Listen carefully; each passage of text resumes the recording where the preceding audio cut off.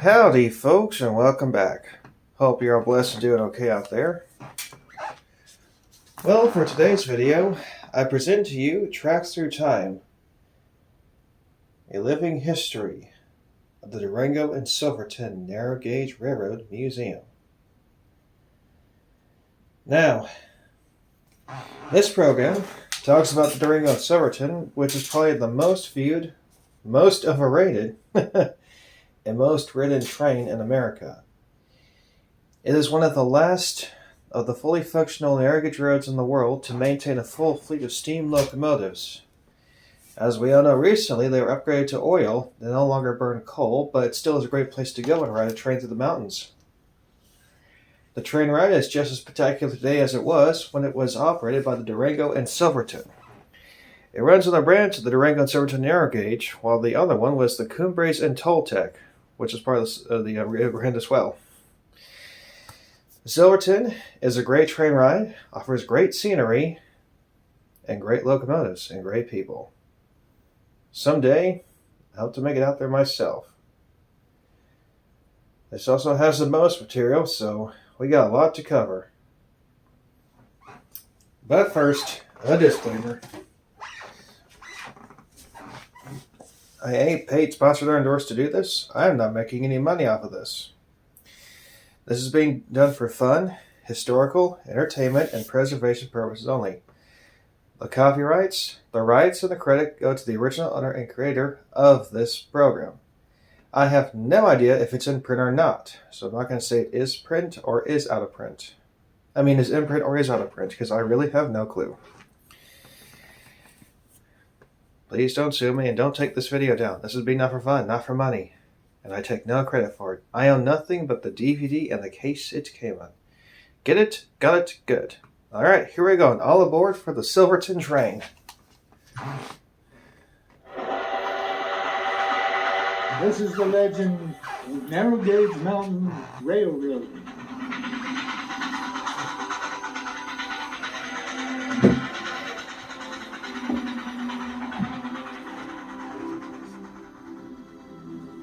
Howdy, I'm Dennis Weaver. For over a century, people have come to ride the train between Durango and Silverton. The tracks were originally laid in 1881 to tap into the Rocky Mountains' silver and gold. But as we'll learn, though it brought vast fortunes out of the mountains, it also delivered millions of experiences, images, and memories, all of them priceless. Today it delivers an inspiring experience as the oldest continuously running remnant of America's westward expansion.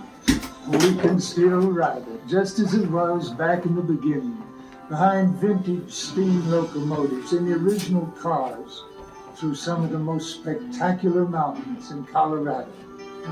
How are we able to do this? How did this branch of the Denver and Rio Grande Railroad survive? And all around it, others were scrapped and abandoned? Well, we don't have all the answers. In fact, much about the early years remains a mystery, since many of the official records were lost or destroyed a long time ago. So, to help us reconstruct the past, we'll hear from historians, rail enthusiasts, and longtime employees as we learn about an American legend known as the Durango and Silverton Narrow Gauge Railroad.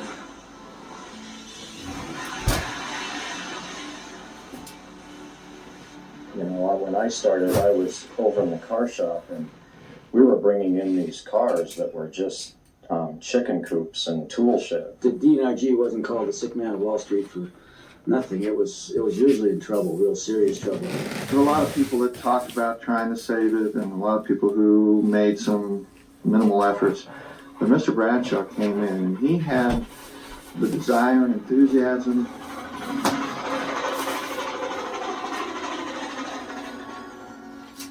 Desire and enthusiasm. No two words better describe the human elements that have kept this train alive. We're in the Durango and Silverton Narrow Gauge Railroad Museum aboard the Nomad, a high-class business car from 1878, and I gotta tell you, it's a great place to jump into the past. We'll follow these gentlemen's conversations as they shed some light on how this train has overcome incredible odds along its tracks through time.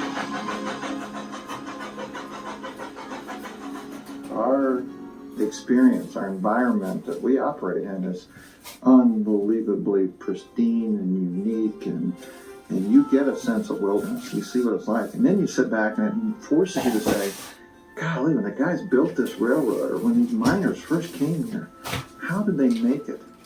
How did they make it? It's so rugged and so rough out there. One thing that the viewers might keep in mind when they ride the train and they go over the High Line is that not only that cost $1,000 a foot to build, which was a sensational figure then, but imagine when you get tired looking 400 feet down in the Animas Canyon, that they had to blast that shelf out by having men in what might be a bosun chair or whatever you want to call it, being lowered over the cliff to drill holes, put the powder in, put the blasting cap in, put the fuse in, lighting it so it was timed, and hope that the friends got them up out of there before the thing went off. It was an amazing construction effort, and they thought Palmer was going to go bankrupt right then. A lot of the Eastern investors were stunned when they started to hear what Palmer was doing. They thought he'd never recoup that one. Well, I think that's why they didn't take any pictures of the construction. They were like a lot of the roads, they didn't take any pictures of the construction because they didn't want the investors to see what they were doing. After they got it all built and how spectacular it was, then they took pictures and showed them off. Which is so sad, because we've lost a part of our history. You have those beautiful photographs of Palmer, all of them after the railroad was built. I'd give an eye tooth to get some of those earlier ones. I'd love to have someone showing those guys hanging over that thing. For the sake of history, I'd love it. The man behind the Denver and Rio Grande was General William Jackson Palmer. It was his vision that steered the railroad from Denver into the San Juan Mountains. His locomotive steamed over 3-foot wide narrow gauge rails.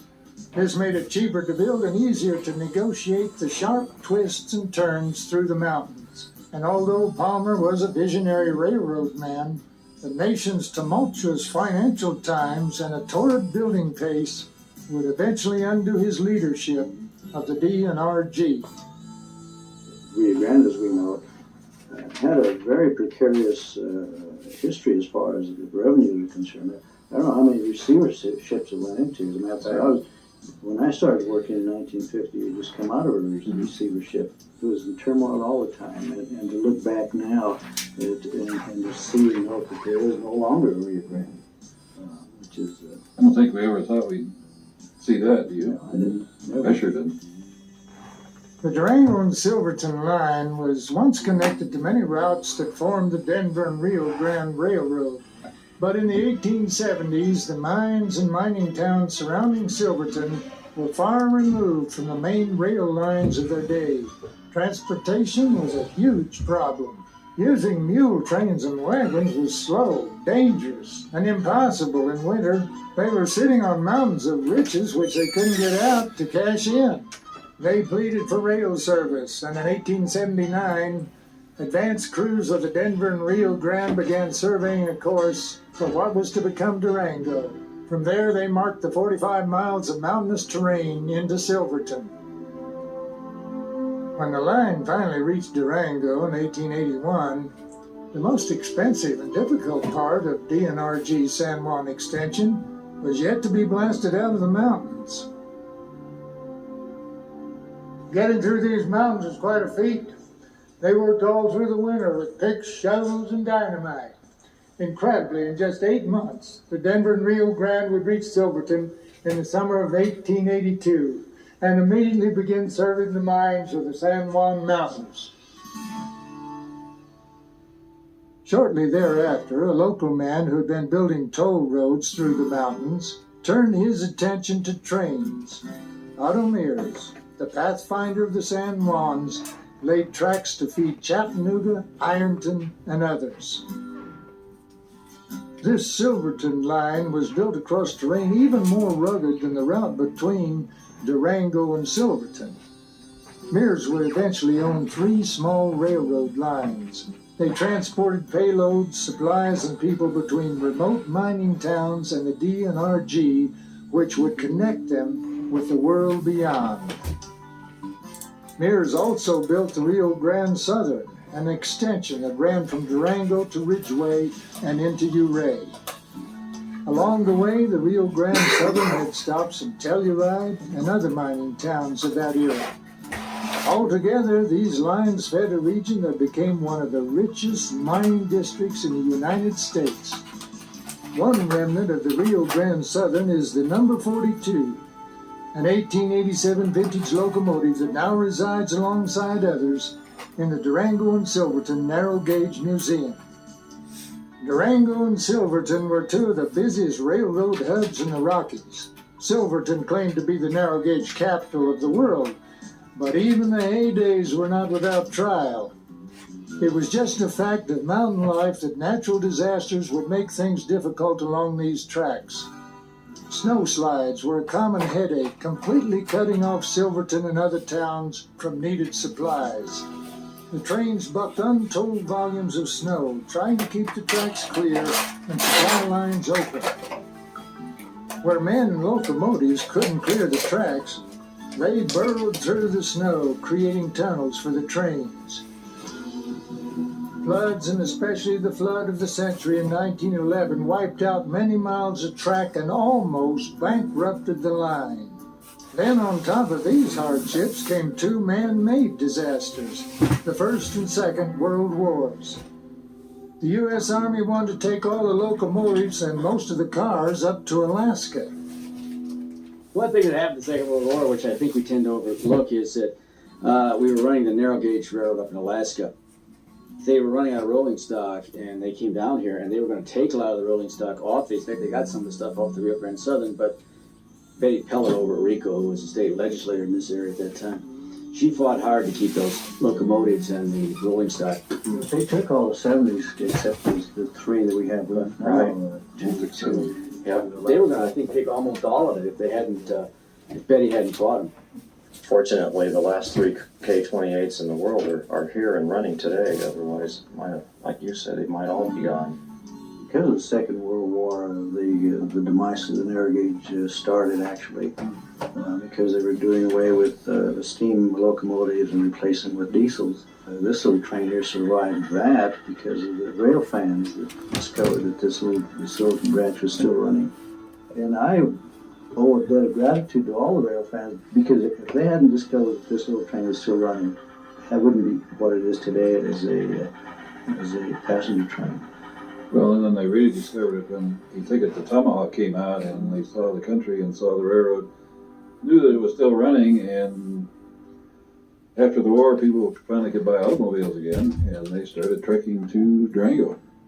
After the wars, the Denver and Rio Grande began a decades-long process of abandoning unprofitable segments of its empire. Silverton and Durango were threatened because the mines were playing out. One by one, Silverton lost the three railroads that had connected the mines and towns around it. By 1942, the only rails in Silverton were the original ones leading back to Durango. Then an unexpected windfall came out of nowhere. Hollywood discovered the train.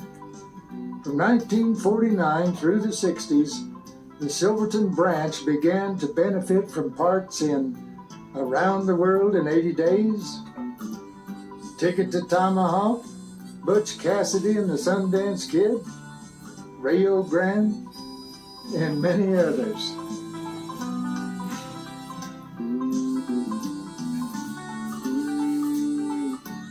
When they made the movie Ticket to Tomahawk, I believe, they painted several cars Rio Grande Gold, and the railroad liked it. And so from that time on, I believe 1951, they started painting them. An equally colorful side note is the Galloping Goose, a 1933 Pierce Arrow that became a rail-hugging economy bus. They served towns along the Rio Grande Southern after the Second World War, but with the demise of the RGS, The Galloping Goose disappeared. It's too bad because the popularity of the Galloping Goose, which we had on the road last year, and it had been a wonderful excursion if you could have gone from, say, Rico up over the Lizard Head Pass and that thing, but unfortunately it was about 10 years too early. I mean, they pulled it out in the early 50s, and if they could have held on to that for another 10 years, it would have been a magnificent companion to this road. Thanks to the restoration efforts of the Galloping Goose Historical Society, Galloping Goose number 5 survived, and still it runs with specials on the Durango and Silverton line each year.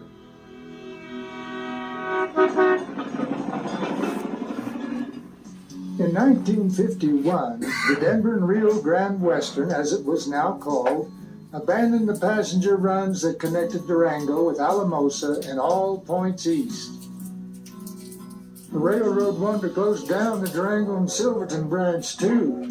That year, the passenger traffic was less than 3,000 riders, but due to promotional efforts by local employees and rail fans, passenger traffic increased over tenfold to 37,000 by 1963.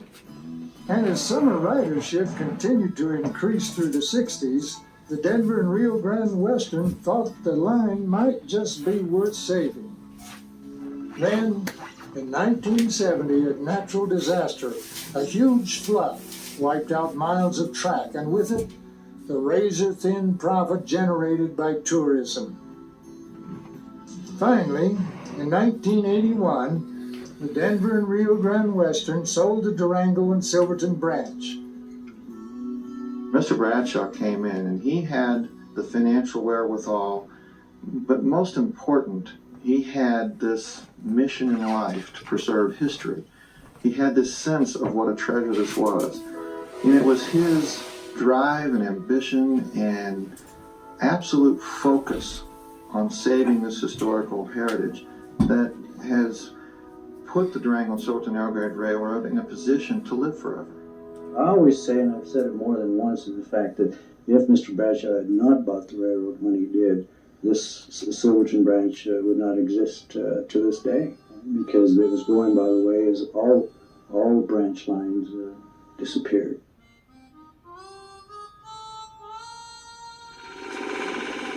The 80s brought huge improvements in every aspect of railroad operation. The schedule went from one daily train in the summer to 5 trains and a year-round operational basis. The winter train schedule was brought back for the first time in decades, allowing people to see spectacular snow-covered scenery. The tracks were busier than ever when misfortune struck again in 1989. In the dead of winter, a fire raged through the roundhouse. Striking near midnight, it burned up the timbers above and around the locomotives. At first light, the scene was more like a war zone than a train yard. A historic landmark that had been one of Durango's first buildings was reduced to rubble. But the historic significance of the roundhouse paled in comparison to the outlook for the future.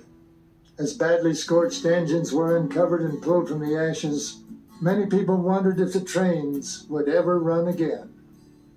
Everybody thought, well, this is the end of the railroad. And could have been. Rather than the end, the fire signaled another beginning. The day of the fire, Bradshaw had been in Durango on business. Instead of retiring the line, he decided to rebuild it. Not just the damaged locomotives, but also the roundhouse, keeping as much as he could from the original. Onto the roundhouse, he built a machine shop to ensure the railroad's survival. We have a machine shop that rivals any commercial or industrial facility. We have craftsmen that literally can take a piece of brass and turn it down into a operating component of any of our coaches or locomotives. The unique thing about this operation is we're completely self-sufficient.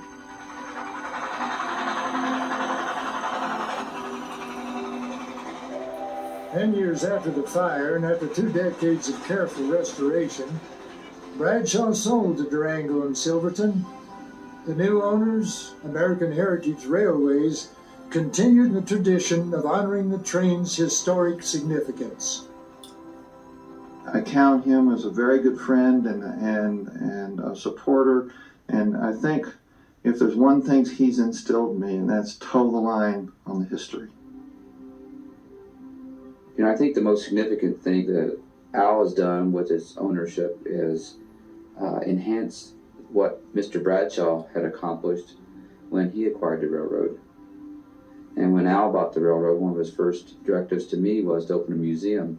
And that really is just an extension of this living, breathing, operating railroad. That's really a museum from Silverton to Durango. So opening this facility has allowed us to further enhance the historical preservation.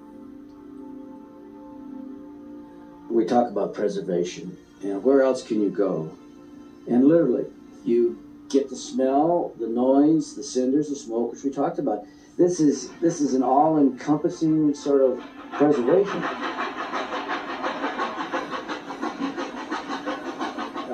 I don't think people realize that. They just preservation is too often just inanimate. If you observing something, well, here it's not.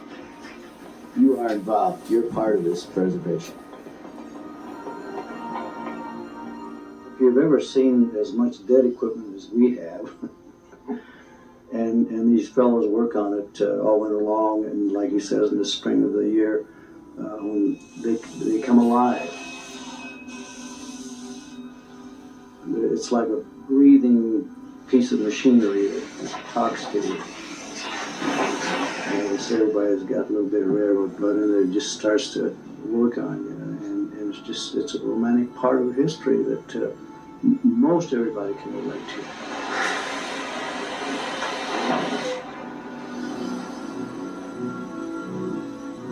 Steam engines are a very graceful machine. The sound of an engine and the way the side rods move is just, it's such synchronization, and it's just a beautiful thing to watch. And if you walk through the roundhouse at night in the summertime and all 6 engines are sitting there and they're hot and they're hissing and popping,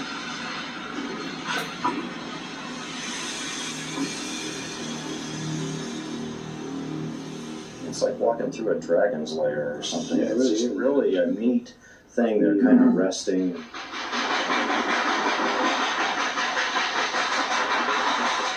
Well, it's a wonderful, wonderful experience for anyone who takes it. A sense of the past and the present, and it's part of our heritage. It's going to stretch into the future. And that is, in essence, what this railroad's all about, I think.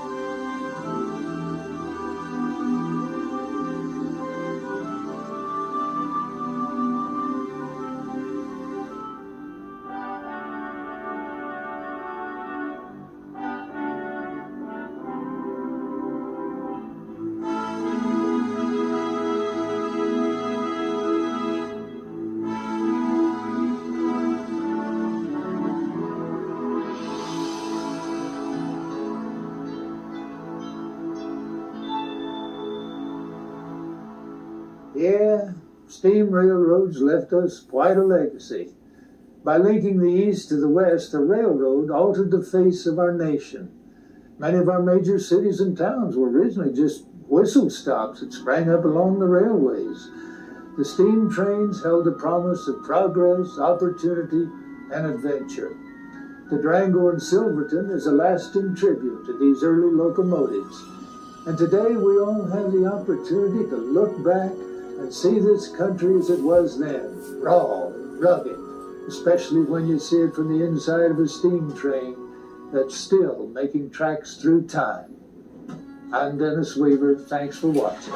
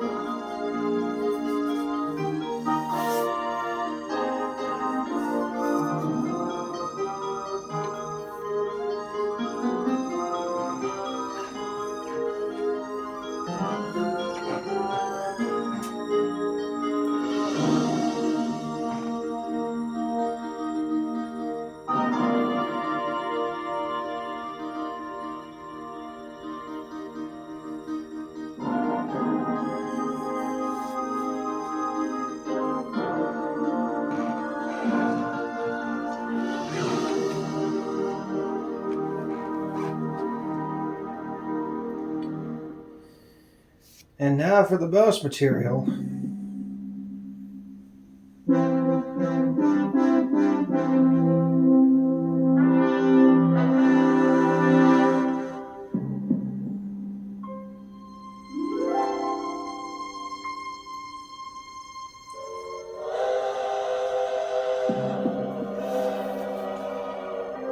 What a beautiful sound, echoing as it has for over a century, high among the snow-capped mountains of the San Juan National Forest in America's great Southwest.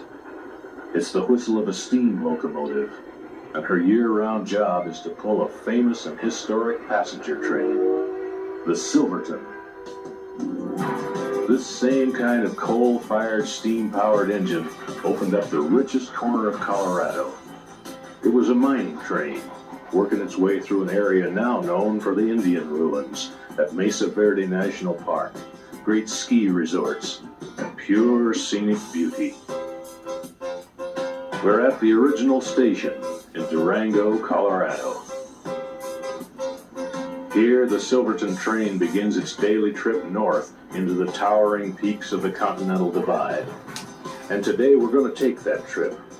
A 90-mile adventure-filled ride starting out more than a mile high in Durango and climbing nearly 3,000 feet higher to the old mining town of Silverton.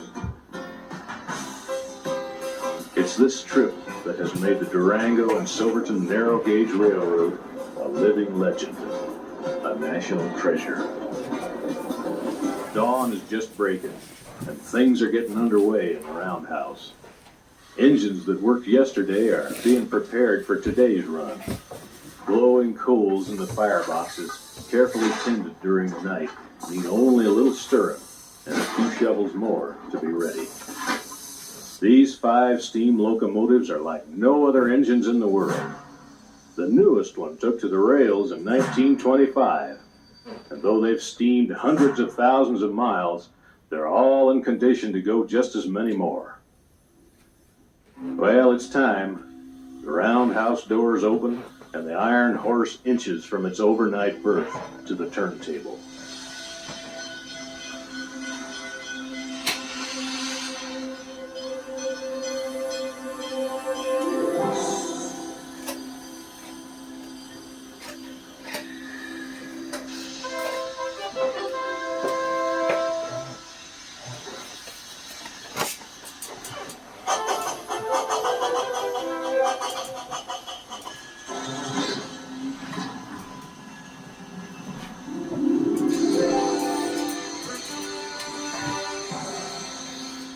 Meanwhile, the crews are busy with the last of their preparations. The tender is heaped with coal. The car men make a routine but careful inspection along the string of golden yellow coaches. And the concession cars are replenished. Inside the century-old depot, the ticket office and waiting room are a-buzzing with anticipation. A warm fire in the bright nickel-plated stove feels good in the crisp mountain air of a Durango morning. And then they hear it. People rush outside with their cameras to get themselves a picture. The locomotive slowly backs toward the cars for coupling.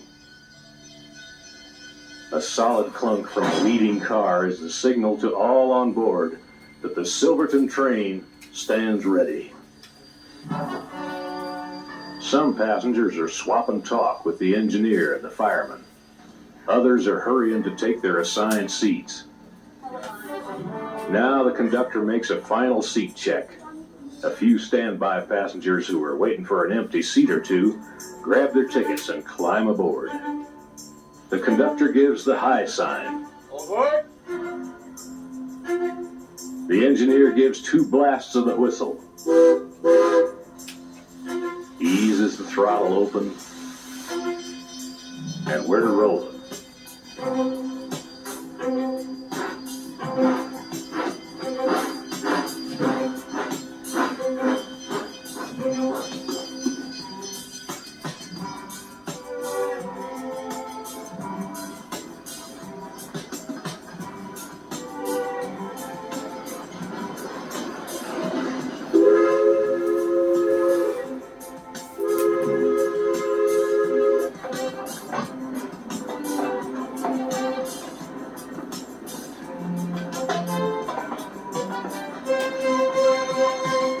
Silverton cautiously crosses the downtown streets, it's easy to understand why Durango is called the narrow gauge capital of the world.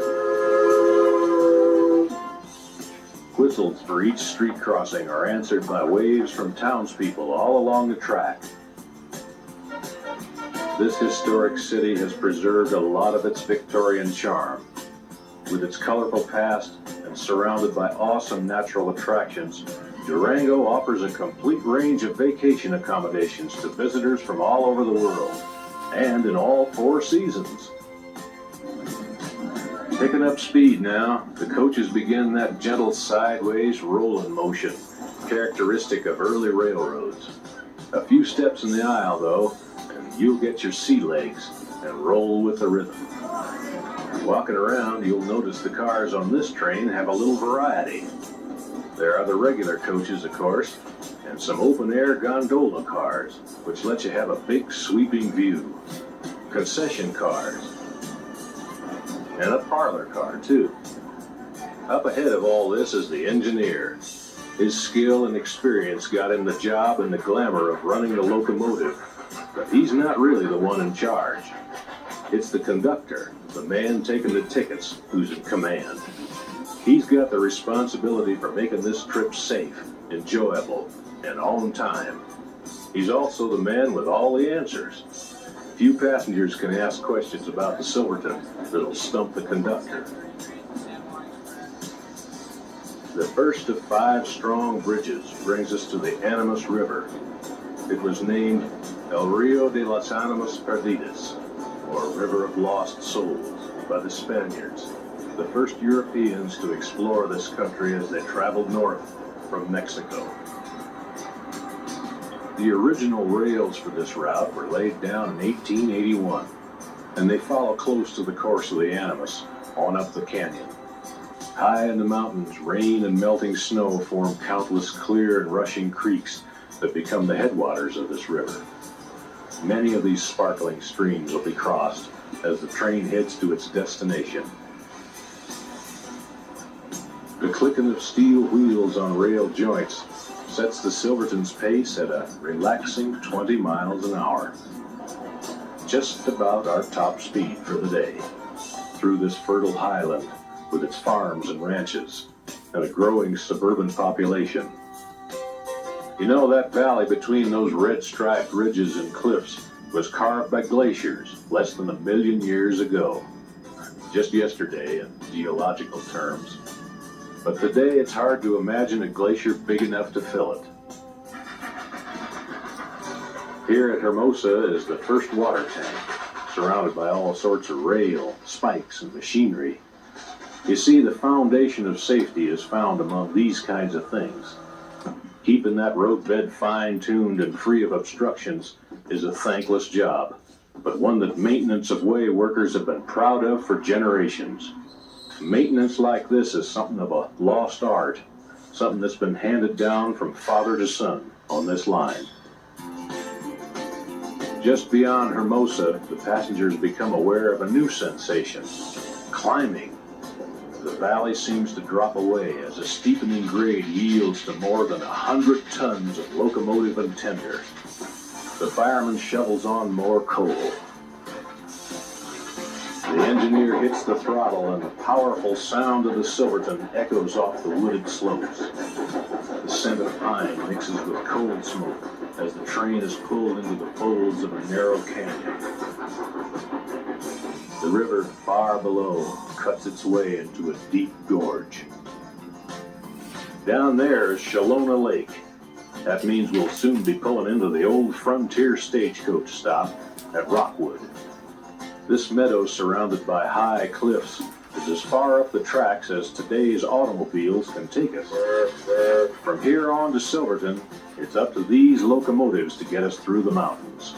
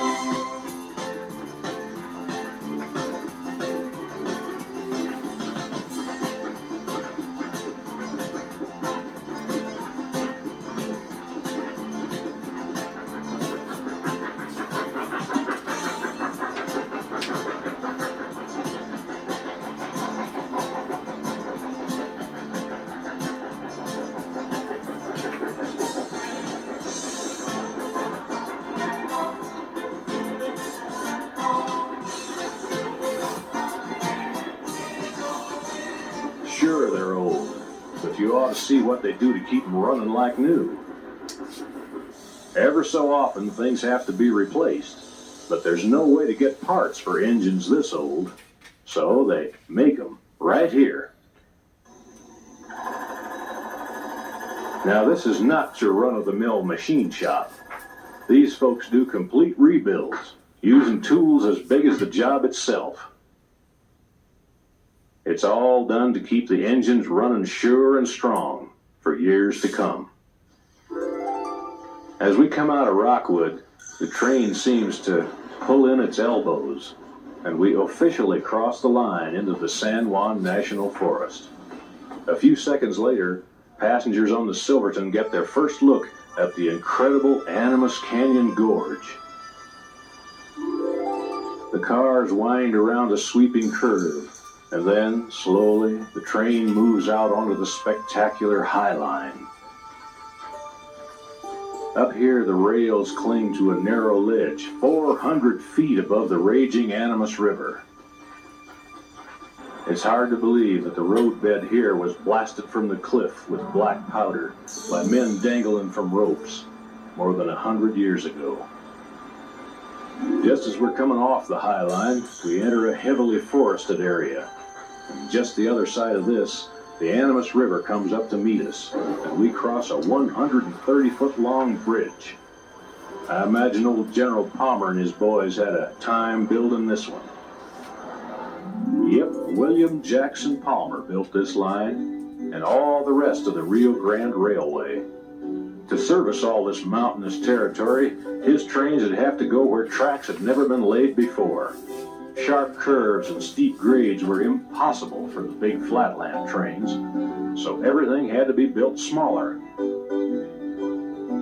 The locomotives were built to run on rails set just 3 feet apart, and that's why we call this a narrow gauge railroad.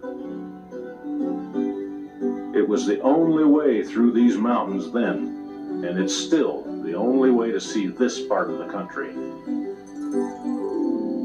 This is true wilderness, so don't be surprised if you spot some deer or elk in there amongst the trees. One passenger even saw a mountain lion, although I should mention he saw it from the parlor car. That's the only car that serves libations, you see. And it's called the Alamosa, one of the oldest on the line. And I guess it's fitting that one of the oldest cars is the one that brings out the most interesting stories.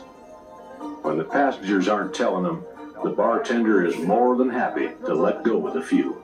And the ghosts on Myers Avenue still boast of the bath he took. Old Bathless Bill lived on Bull Hill, 2 miles from Cripple Creek, and he struck it rich in an open ditch where others scorned to seek. It was near midway, at about midday we heard his joyful shout, muckers, skinners, and dance hall sinners all came a-running out, and there Bill stood, with gold as good as any ever found, and damn his hide, his grin was wide as he passed the stuff around. The Alamosa and every other coach on the train has a story to tell. Originally built for the Denver and Rio Grande Railway, most of them had been stored in the Durango yard, but some were brought in from other parts of Colorado and states beyond. Their reconstruction takes place in this building, called the car shop. Here they get completely refurbished and carefully tailored back to their original blueprint specifications. Now, I hope you noticed I didn't say almost like or similar to the original. In this car shop, the most important thing is authenticity. Even the coal-burning stoves used to warm up many of the cars are the same type they used in the old days. We're coming into Cascade Canyon now, where during the winter, the train is turned around on what we call a Y. Up beyond this point, there'd be snow slides covering up the tracks. But from here on back to Durango, folks who ride to Silverton from November to May get a special treat. Narrow gauge railroading in the silvery San Juan winter.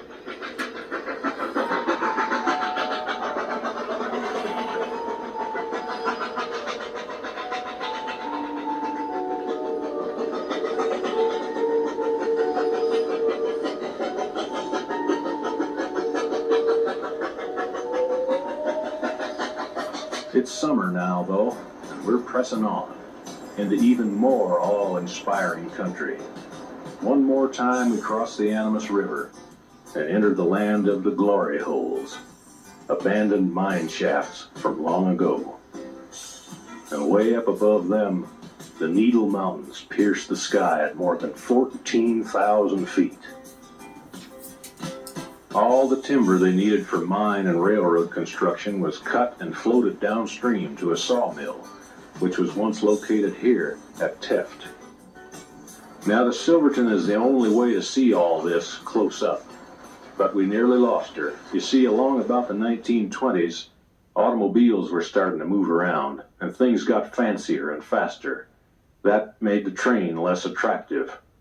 By the middle of the century, most of the narrow gauge tracks around Colorado were being torn up, and the Silverton was in line for the same sad fate. The people of Durango and Silverton fought abandonment by the Denver and Rio Grande for years. But in 1981, one man put that fight to rest. Charles E. Bradshaw, Jr., a Florida citrus grower and a man dedicated to historical preservation, bought the Silverton line. Charlie, as he's known in Colorado, quickly set about restoring and strengthening this railroad. Today it runs all year round, allowing us to see this breathtaking country and giving us a real journey through the past. Right now, that journey is slowing down to take on water. We've reached the old mining camp and stagecoach stop at Needleton. Not much left now, but once it was the center of operations for hundreds of miners. On up the canyon, a couple of 13ers can be seen. We're going to be surrounded by 13,000-foot mountains all the rest of the way into Silverton. And you'll be able to see where avalanches from those peaks have come crashing down, sometimes covering the tracks. Icy creeks can also be seen flowing into the Animas River.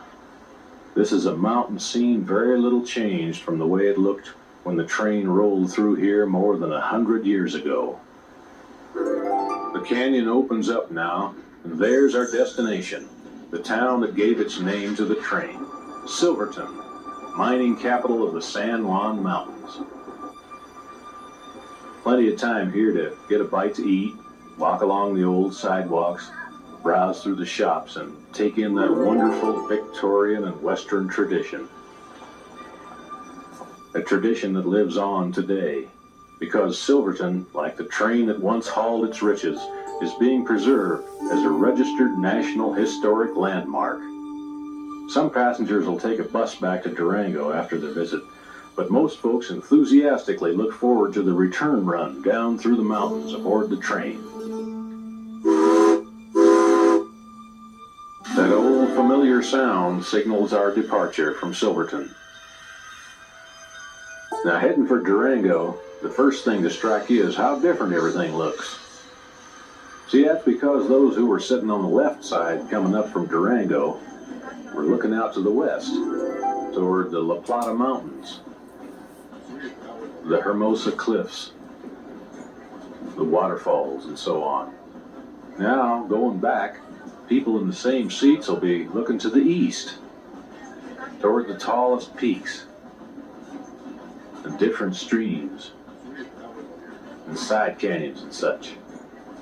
All on the other side when we came up.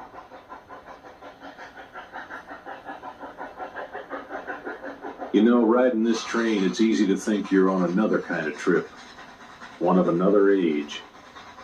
And looking out that window, you can imagine you've drifted back 100 years in time. The steam locomotive up ahead, the rhythmic, restful roll of the coach, the clicking of the wheels on narrow gauge tracks, and the unspoiled wilderness outside. All is today just as it was a century ago. And on the Silverton, it'll stay that way every year, all year round. Those glory days you never got a chance to live are still waiting for you on board the Silverton. She was born one morning in the San Juan summer back in 1881. She was a beautiful daughter of the PNRG, and she weighed about 1,000 tons. Well, it's a 45-mile through the Animas Canyon, so they set her on a narrow gauge. She drank a whole lot of water, and she ate a lot of coal, and they called her the Silverton.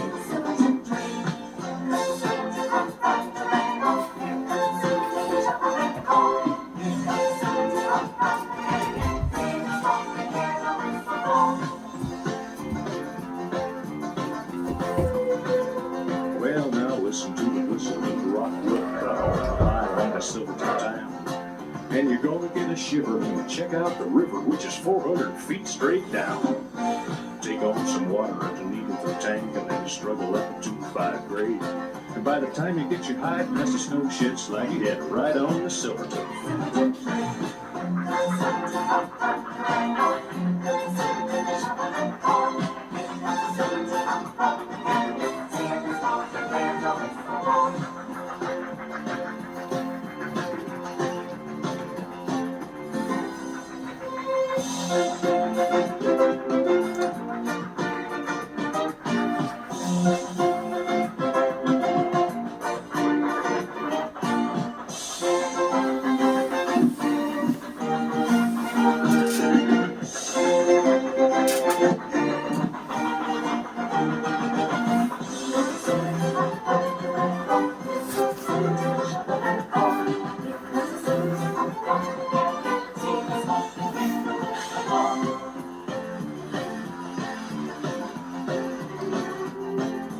Down by the station early in the morning, there's a whole lot of people in line.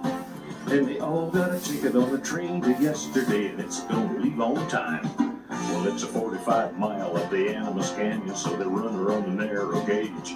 She takes a whole lot of water, and she needs a lot of coal, and they call her the Silverton.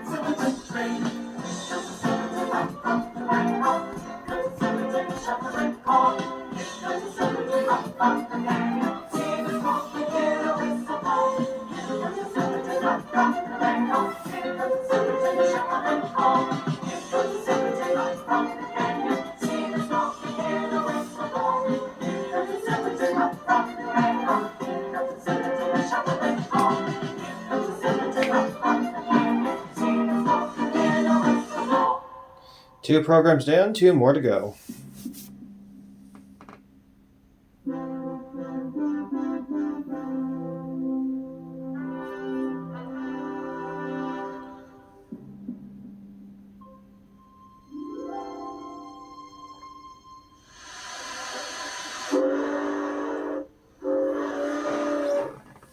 Proud as a peacock and strutting her stuff, locomotive number 482 began her new life on May 2nd, 1992, as she pulled the world-famous Silverton train out of Durango, Colorado, at 8:30 a.m. sharp.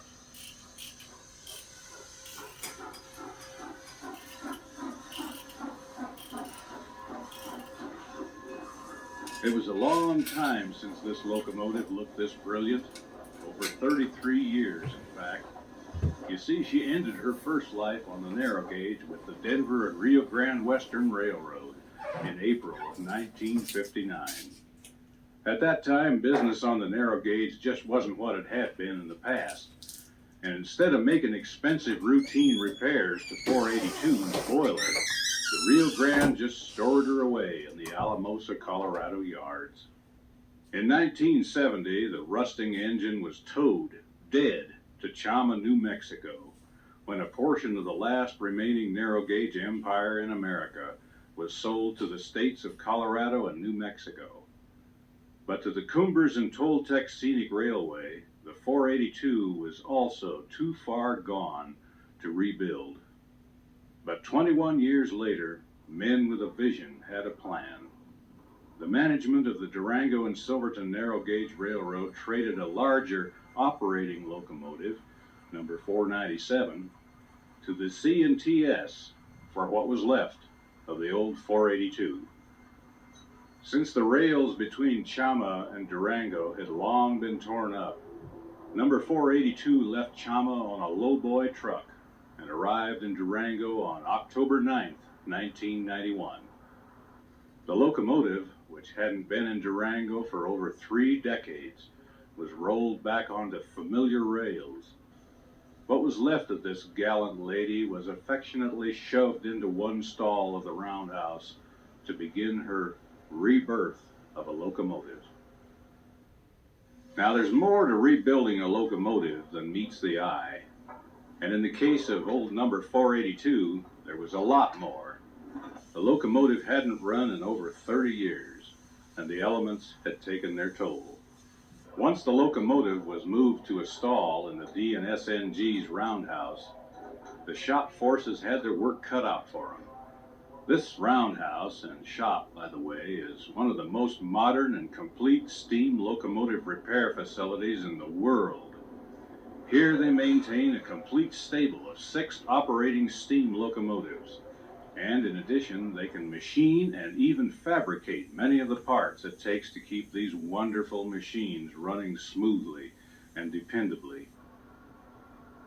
A locomotive has thousands and thousands of parts, and all of these had to be removed, inspected, and rebuilt as needed before the 482 could again safely return to the narrow gauge rails.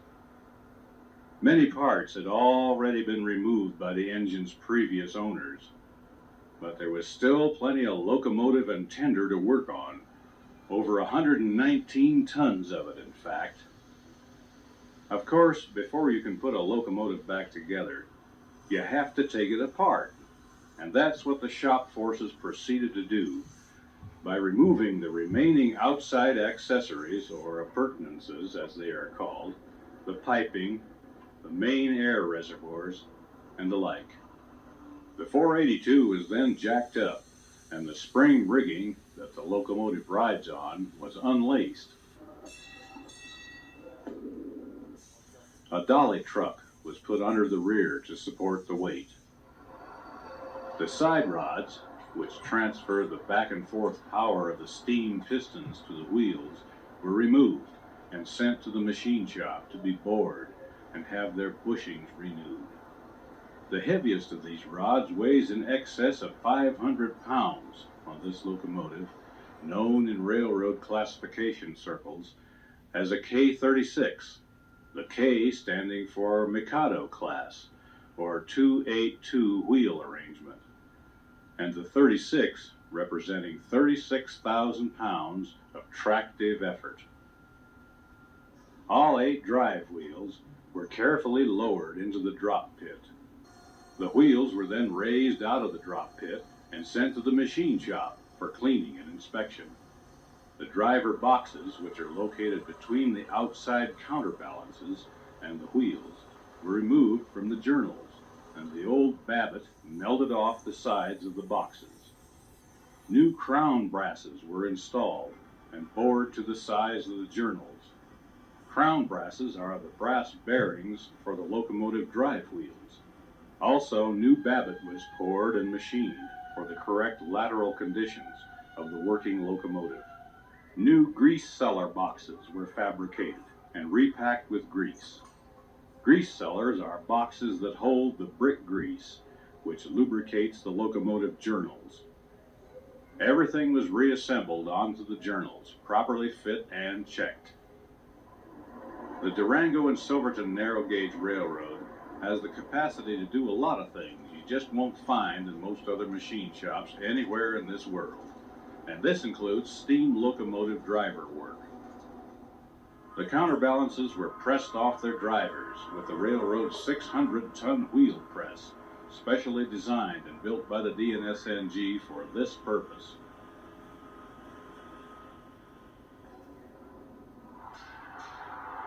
The hub liners between the counterbalances and wheels were repaired, the journals trued,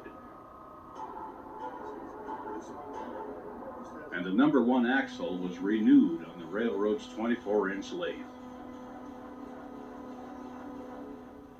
The tires were recontoured, and once all the pieces were reassembled, the crank pins were quartered on the Durango shop's quartering machine. This, by the way, is one of only 2 machines we know of capable of doing this in existence in America.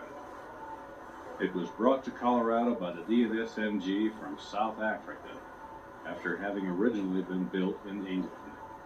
Crank pin quartering is essential on a steam locomotive. The term quartering is used because for proper operation, crank pins are set exactly 90 degrees apart, or 1/4 of a turn from right to left sides. Typically, right-hand crank pins lead left-hand pins. The DNSNG's quartering machine will hold up to an 88-inch diameter driver and will hold tolerances within 1½ minutes of 1 degree, or about 5/1000ths of an inch. Both narrow gauge and standard gauge drivers can be accommodated in this machine. Another thing you don't see every day is a ring of fire. Although unnoticeable, locomotives have steel tires that fit onto the driver wheels. This device heats the steel driver tires, which expands them. The tires are then set onto the driver wheel centers and allowed to cool and shrink tight onto the wheel. Meanwhile, the entire locomotive has been sandblasted inside and out. The largest and the heaviest single part of a steam locomotive is the boiler. It's here that water is heated and turned to live steam at a pressure of up to 195 pounds per square inch in this locomotive. The first thing to be taken apart was the smoke box. With the removal of the petticoat pipe, so named because it's a funnel-shaped object, sort of like a woman's petticoat, the nozzle and blower ring, and the superheater units were also removed. The superheater in a steam boiler does just what the name implies. It superheats the saturated steam to make it more efficient. Then the 5½ inch flues and the 2¼ inch tubes were removed by being cut off at the firebox end of the boiler and taken out through the smoke box. The throttle valve, which sits inside the rear dome on the locomotive, was disassembled. All the seats were reground and the entire linkage rebuilt. After being reassembled, the lift and the movement on the quadrant were checked. Since the throttle is what provides steam to the pistons, it's important that all the pieces fit together real well. One very important part of the boiler that most people never see is the firebox. Like the name says, it's a box, and it hangs inside the boiler toward the back. Between the firebox and the front of the boiler at the smoke box are the flues and tubes. The hot gases from the cold fire travel through these before they're vented out the smokestack. Every few years, the flues and tubes have to be replaced, and that's an interesting job in itself. To replace all 30 flues and all 137 tubes in a K-36 type locomotive requires the diligent work of several men for a total of around 800 working hours.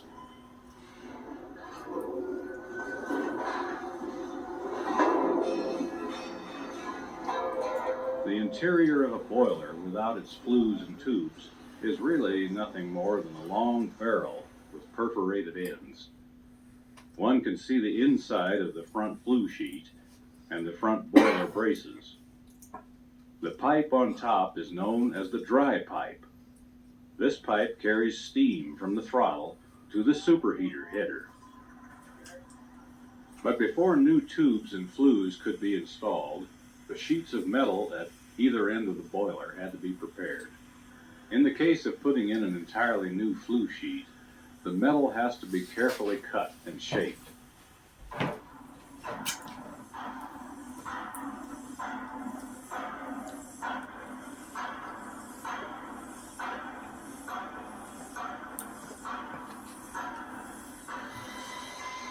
And the holes for the tubes and flues have to be precisely bored and reamed.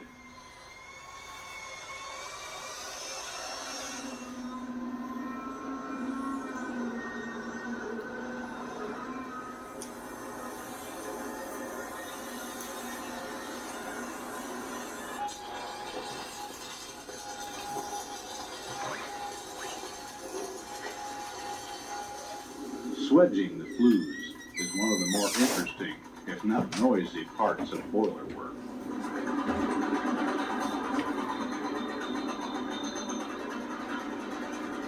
Swedging is the tapering of a flue end so that it will fit into the hole in the rear flue sheet. Once the flues are swedged and annealed, they are installed into the boiler. The necessary copper ferrules are applied in the smoke box end, and rolling, beating, and welding then take place.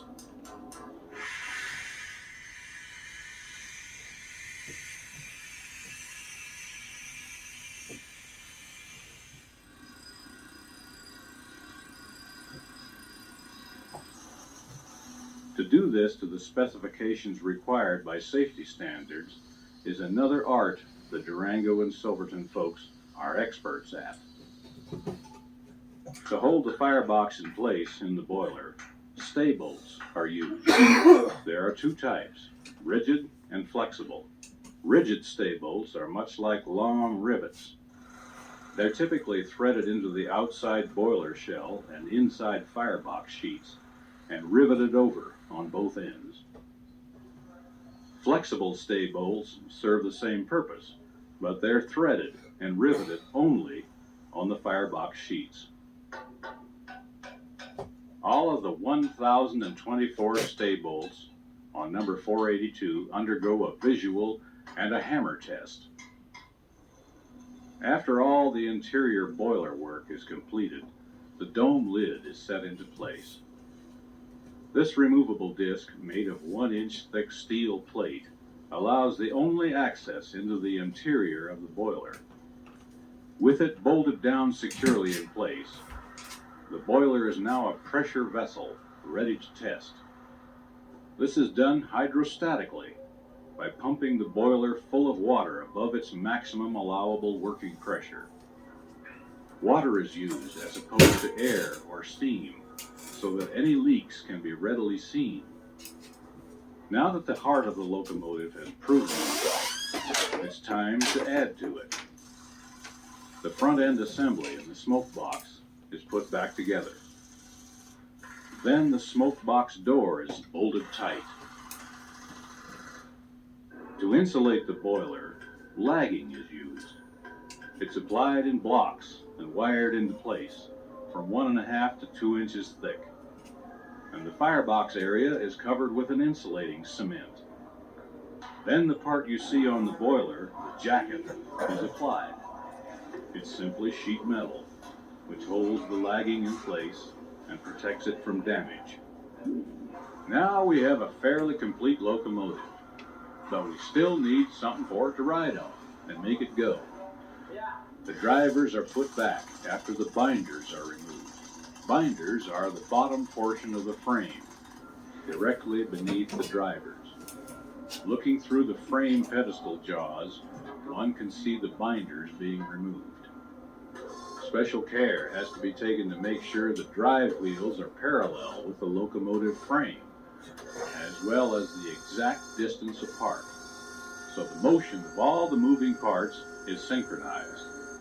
Brass shims, called shoes and wedges, are used to locate the driver boxes in exactly the proper position between the frame pedestal jaws. This process is called layout of shoes and wedges, and it has to be done with great care so that there's harmonious movement of all the driving and running gear.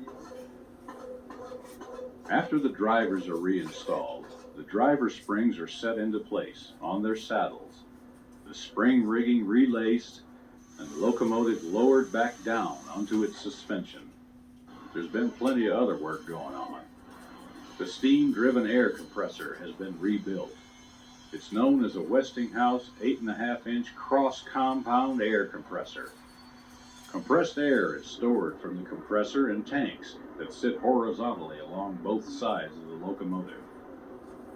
These tanks are called main reservoirs and supply air for things like the bell and the firebox door opener, as well as, of course, the air brakes. The mechanical lubricator is installed. This is actuated by the movement of the valve motion and it lubricates the valves, the cylinders, and the flange oilers.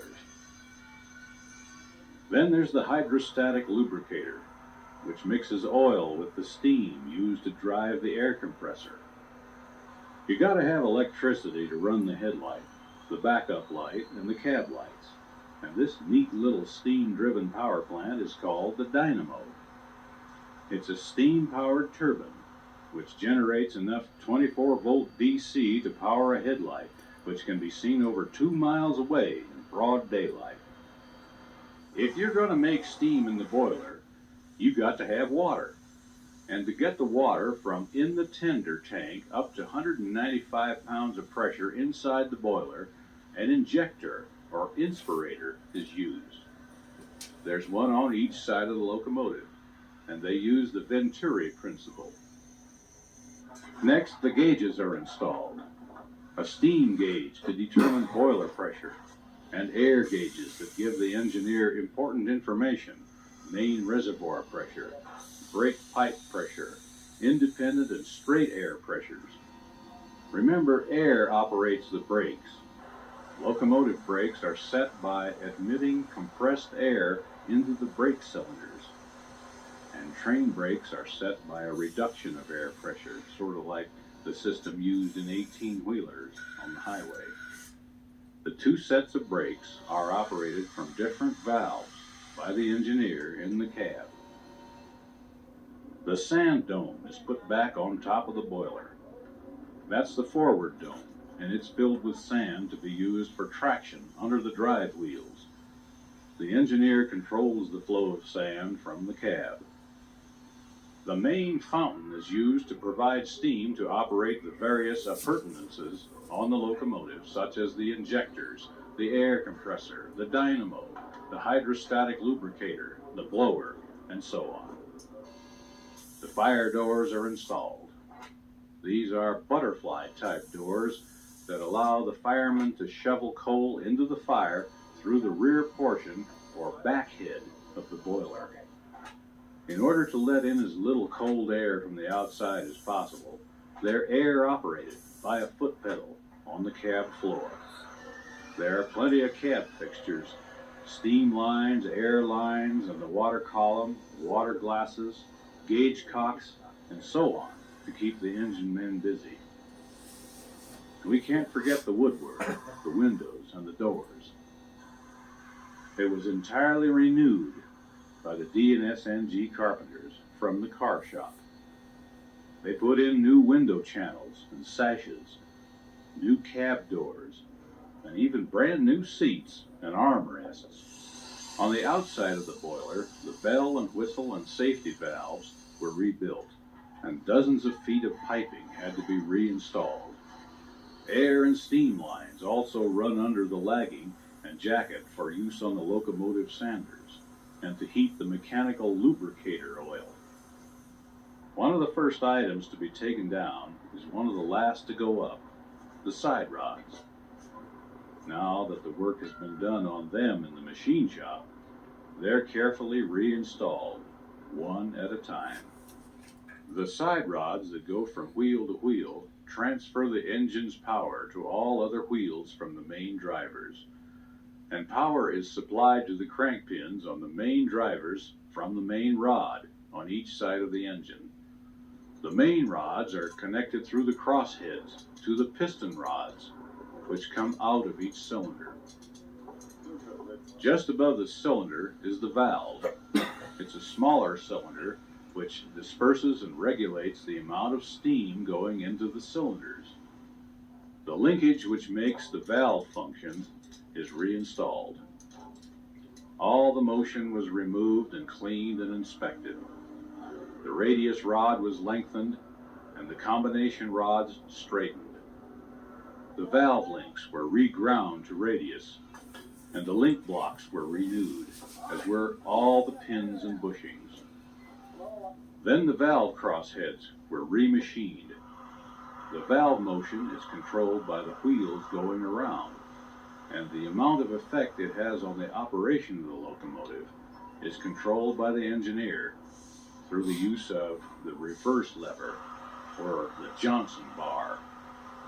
Valve timing is checked and adjusted to assure that valve events occur according to design.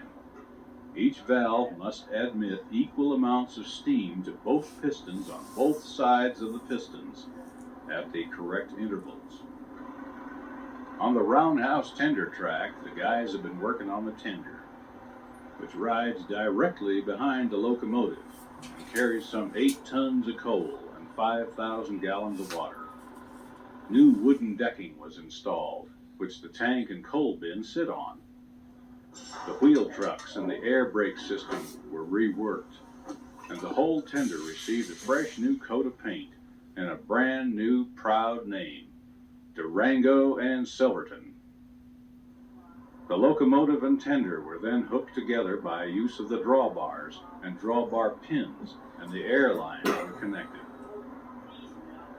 With a new coat of gloss black on the locomotive and the number boldly stenciled thereon, a fire was lit inside the firebox for the first time in over 33 years.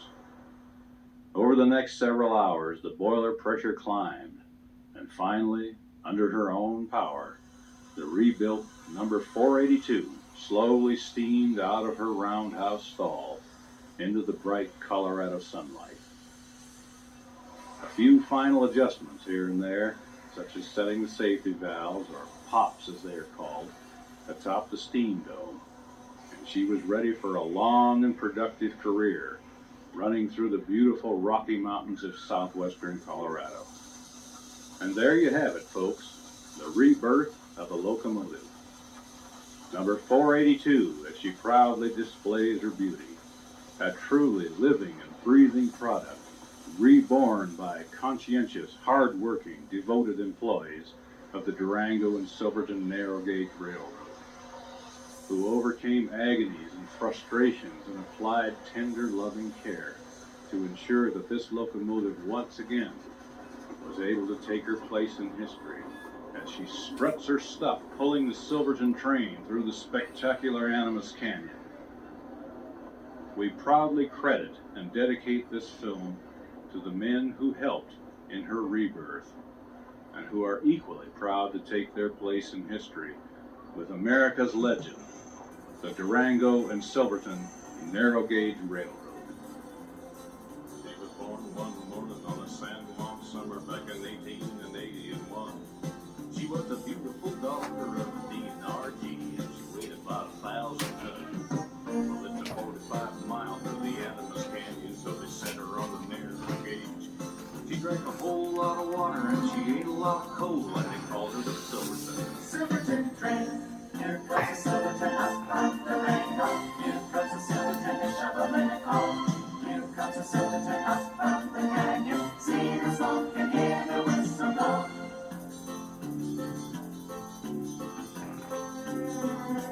Well, now listen to the whistle and the rockwood cut on the high line of Silverton town. And you're gonna get a shiver when you check out the river with the 400. And now for the last program.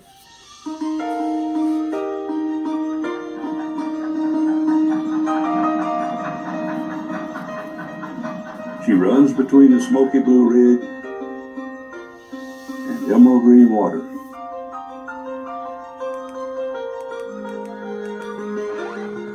She has tunneled through misfortune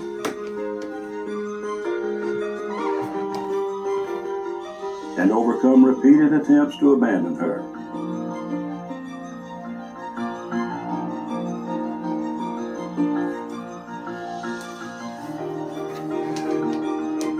Today she runs stronger than ever, having bridged a lengthy gap between a challenging past and a promising future. Hello, I'm John Stamper. I'm a conductor for the Great Smoky Mountains Railroad, and I'll be your guide as we explore the legend of a train that carries the history of the beautiful Smoky Mountains along its rails.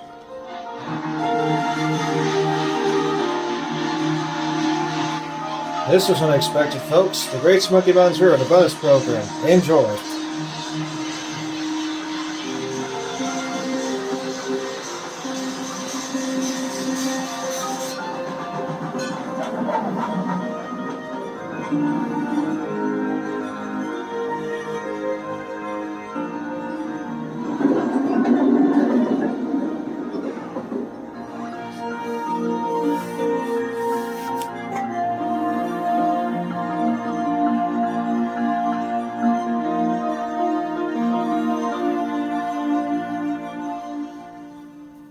These mountains were the deepest backwoods of a forgotten frontier. In the 1880s, while the east and west coasts of America were being connected with a silver spike, parts of western North Carolina were still without decent wagon roads. Rails had been proposed since the 1820s, but the efforts to reach into this area were prohibited by the rugged terrain. In a testament to its remoteness, author Horace Kephart called this region the Back of Beyond. This is where the Cherokee Indian Nation had prospered, but increasing pressure from the settlers kept gobbling up their land. When copper and gold were found nearby, immigrants flooded in and forced the removal of the Cherokee. They were marched off their land at gunpoint to Oklahoma. Many of them died during the journey, and their sorrowful exodus became known as the Trail of Tears. Those that escaped or otherwise remained behind created the Cherokee Indian Reservation, which now borders the Murphy Branch between Dillsboro and Bryson City. But subduing the Cherokee didn't make life easier for the settlers. In fact, in the 1840s, a crop failure led to near-famine conditions in parts of western North Carolina, and this region's physical isolation from the rest of the state made it nearly impossible to get adequate relief supplies from the faraway cities. We know this railroad was really built as an economic development tool for that whole region. The southern slope of the Appalachian Mountains was really an area that was extremely isolated, and there was a great deal of poverty and a great deal of inability to get goods in and out of the area. And this railroad was an answer to that problem. It was the greatest industrial event in western North Carolina history because it opened up the wilderness west of Asheville to people who had moved in there after the Cherokee were removed. Horace Kephart called it the Back of Beyond because it was so remote that when he chose to live down here, he looked at the map and found this was the last frontier. And so it opened the last frontier up, and that's why it was such an important event at the time. The Western North Carolina Railroad was chartered in 1852, but it would be a long time before the rails would stretch out to the western end of the state. In 1861, the Civil War would bring a halt to construction and destroy much of the railroad line.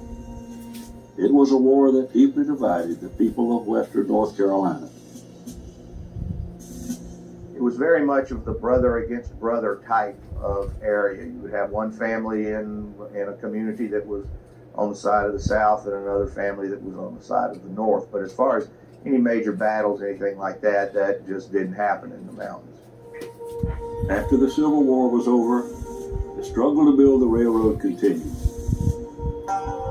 It should be noted that most of the labor on this railroad was performed by prison convicts.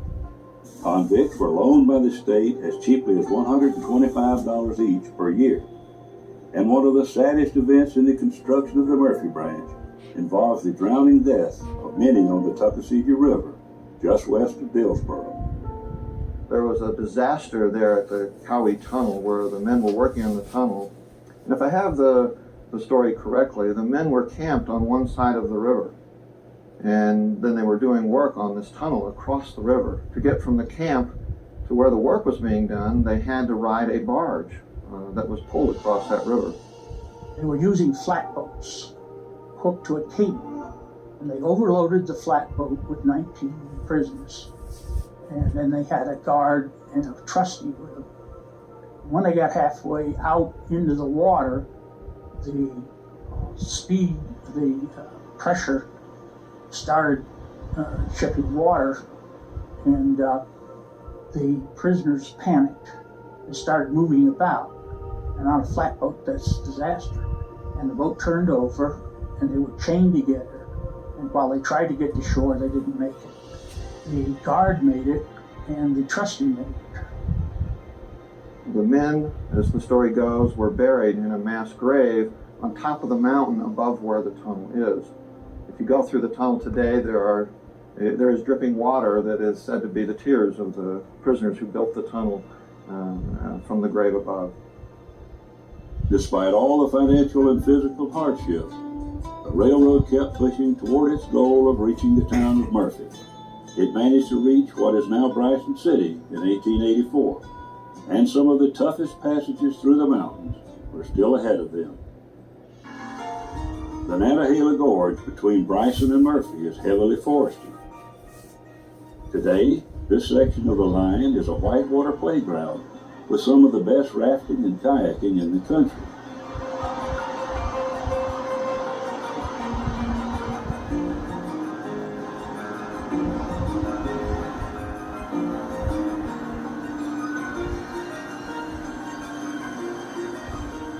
This is also the place where hikers can access the Appalachian Trail from the train.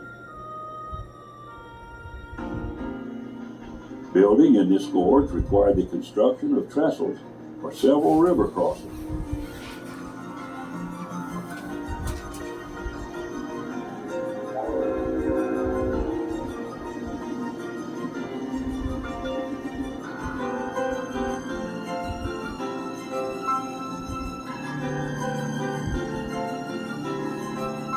The gorge also presented builders with the steepest section on the Murphy branch. While railroads generally try to keep grades below 2%, this area has a 5.3% grade at one point, making it one of the steepest railroad passages in the entire country.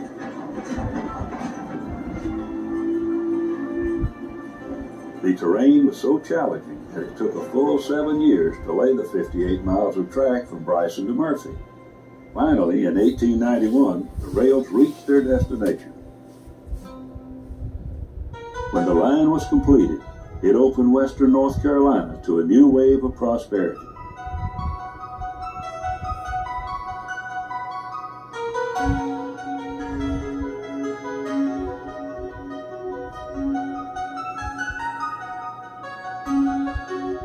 Much of this prosperity came from a burgeoning timber industry that had followed the railroad into western North Carolina. The lumber industry moved south from Pennsylvania down into the West Virginia area, and then down into Tennessee and North Carolina. Most of them were what you might consider lumber barons. And basically, they had the money to make the investments. Logging with steam locomotives was a very expensive venture to get into. They had the money up front to begin with, and they would buy large tracts of land, log that, and when it was done, they'd move to the next, using their capital that they already had. There was over 7 major companies operating. You had Norwood on Forney Creek, Ritter Lumber Company on Hazel Creek, Montvale Lumber on Eagle Creek, Kitchens Lumber Company down on 20 Mile, Lighting Manufacturing Company on the Graham County side, and there were dozens and dozens more companies that were operating during the heyday of timbering, which was from about 1900 to about 1925.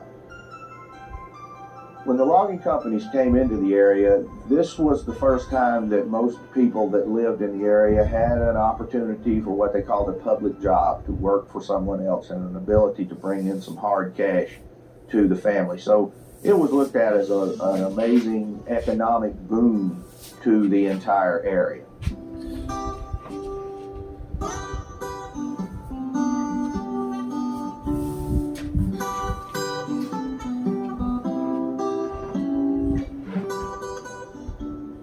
The Murphy branch shipped wood products out of the remote forest and brought back supplies and materials that helped build all the towns along the line. For a time, everyone prospered. The prosperity had its price, and the land was being scarred.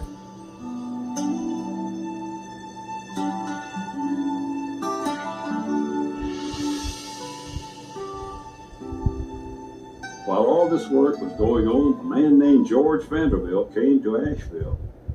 Enchanted with the remote beauty of the Smoky Mountains, he decided that this was the place to build his home. It would become one of the most magnificent estates in the world. The rail line soon transported materials and collections from around the globe to complete the 250-room Biltmore House.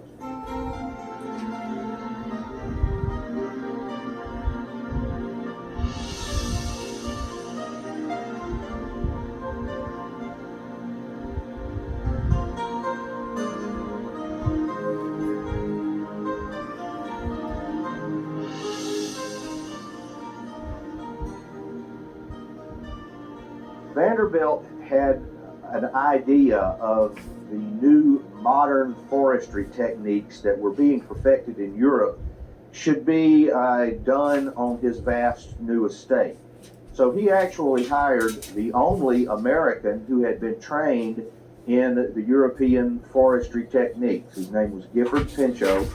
He came in and set up some logging programs on the Biltmore estate and became very famous as an early forester. Pinchot would become the first chief of the U.S. Forest Service and used techniques he employed at Biltmore in shaping the organization. Eventually, most of Vanderbilt's land became the Pisgah National Forest, the first national forest in the United States. During the time when Vanderbilt's men were working on methods to save the forest, the Murphy branch would save the city of Asheville. In 1916, a terrible storm hit western North Carolina. The rainstorm saturated the mountains, and the water rushed down, swelling the rivers and wreaking havoc. It washed out bridges and cut the city off from the rest of the state. It swept down the French Broad River Valley and virtually destroyed the yards of the Southern Railway. It destroyed all of the railroad track coming into the area. But it didn't destroy the Murphy branch.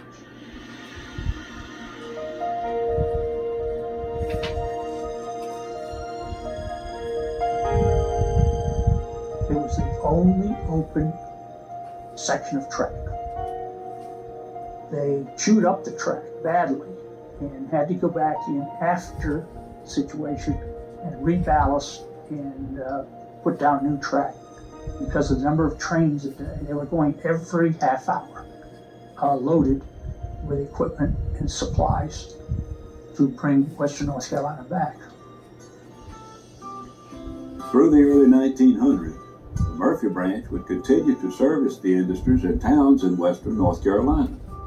But as the lumber companies began to pull out, the Murphy started a downhill slide toward abandonment. The Murphy branch supplied the lifeblood to the lumber companies. The lumber companies couldn't come in until the Murphy branch was built. There was no way to get their materials out. Yet at the same time, when the lumber companies left, there was no lifeblood for the Murphy branch. A lot of branches were built to serve mining and lumber interests, and as those companies closed or went out of business, those branches failed as well.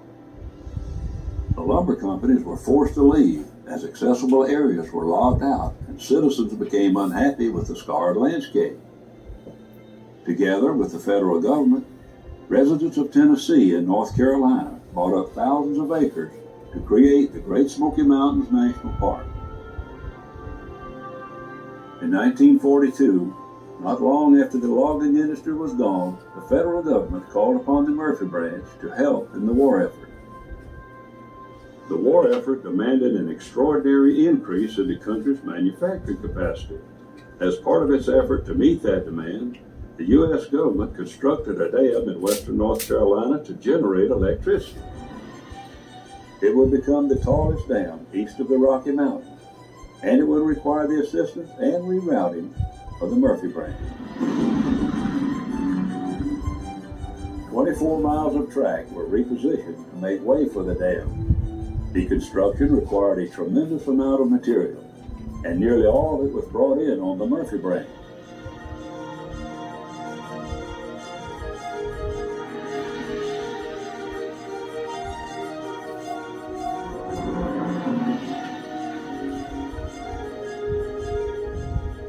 At 480 feet, Fontana is the highest dam in the eastern United States.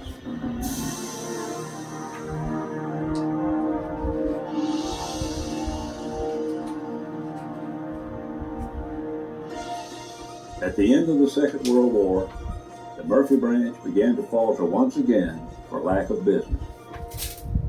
It was a situation that was occurring on all railways in the United States, and particularly the smaller lines like the Murphy branch. The popularity of cars had eliminated the need for passenger trains into these small areas. Trucks were now taking over the duty of hauling freight. More and better roads were being built into the backcountry. So it was basically that their business just died down.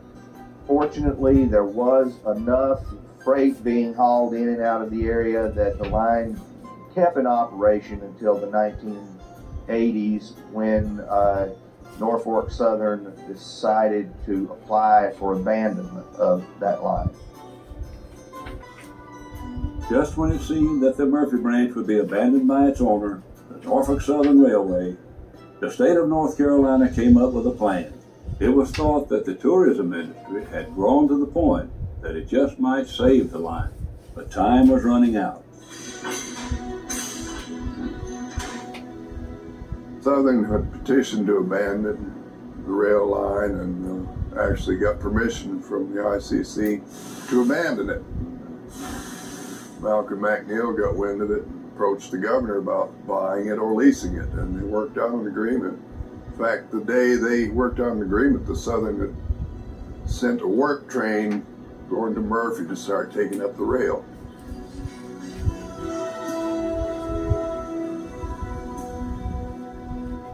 Any great project to save history or to recreate experiences for others, it takes someone or some people to be the lead, to make sure it happens right and properly. And the Great Smoky Mountain Railroad was no exception. When the state bought the track, it really didn't know what it was going to do with it. It knew that it wanted to create a scenic railroad or have somebody do it. The state wasn't equipped to do it. And a very wonderful couple named Joan and Malcolm McNeil stepped up and decided they wanted to try and be the leaders in this preservation process. And they really took control of the effort. They bought the right-of-way from the state, and they're the ones that really have to be credited with saving and recreating the railroad experience of the Murphy Branch. The Murphy Branch, now known as the Great Smoky Mountains Railroad, is now owned and operated by American Heritage Railway. Over 200,000 people ride the train each year, enjoying the changing scenery, the history, and being gently massaged by the unique rhythm of the train as it moves over the rails. Railroads seem to evoke a bit of passion and nostalgia in all of us.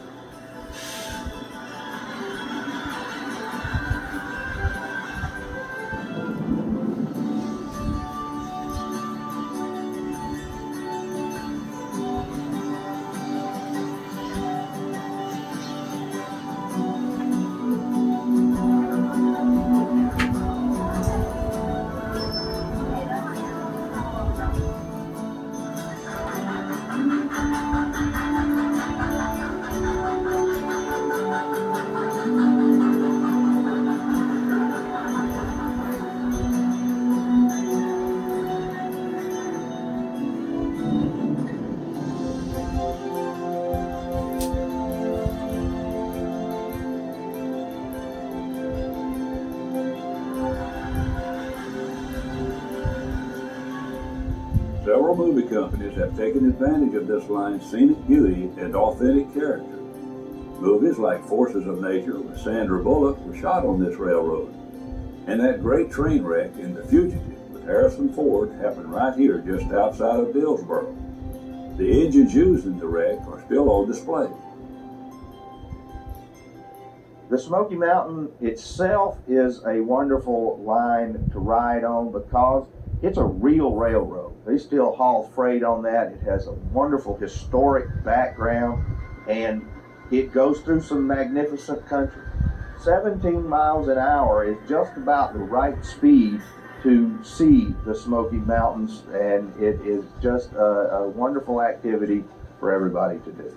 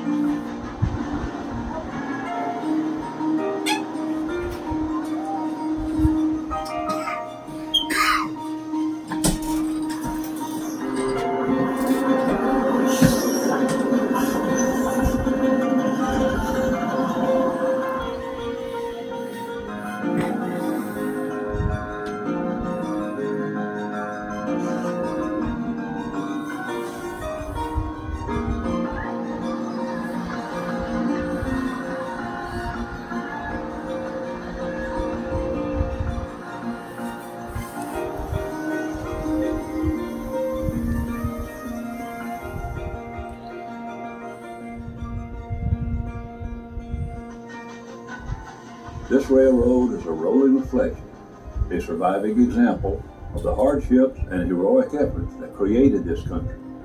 History is colorful and the contrasts are vivid. Starving settlers who clamored for a railroad to supply and sustain them.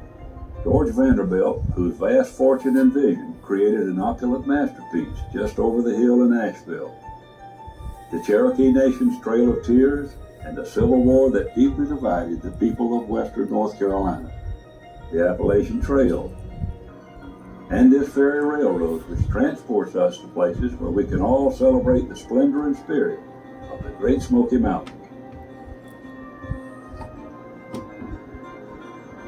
Riding along this special train, you can feel a connection to our past, experience the pristine beauty of this area, and the warmth of our old-fashioned Southern hospitality. Whether you have yet to visit or you're making plans to return one day soon, we look forward to being of service as you enjoy the many pleasures that make the Great Smoky Mountains Railroad one of the best train trips in the world. I'm John Stamper. Thanks for watching.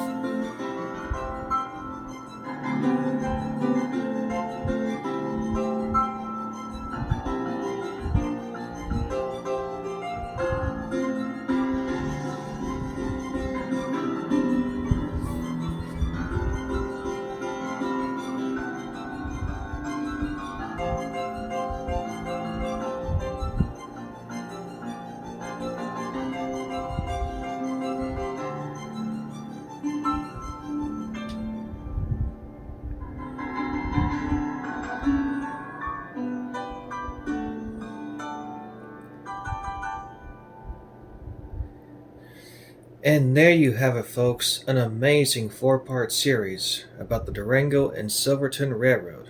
Well, the first 3 were. The last one was an unexpected bonus about the Great Smoky Mountains. I have not been on either one of these trains, but they are on my bucket list of trains to ride. One thing that was not mentioned about the Silverton is nobody has really made a model to sell the Silverton equipment.